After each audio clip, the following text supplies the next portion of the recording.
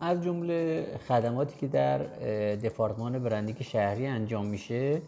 طراحی نمایه. یه ساختمونی که ملاحظه می‌فرمایید 3 طبقه رو پیلوته. در واقع طراحی نماش به این صورته که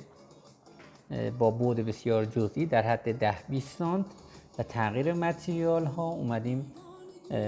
در واقع با گلجای ها و متریال های سنگی و ترکیبی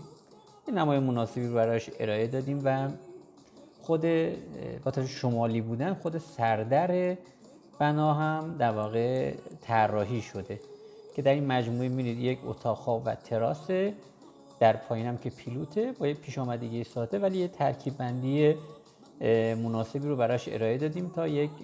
طرح مناسبی رو از لحاظ سیما و منظر در جدار شهریامون حاصل بشه.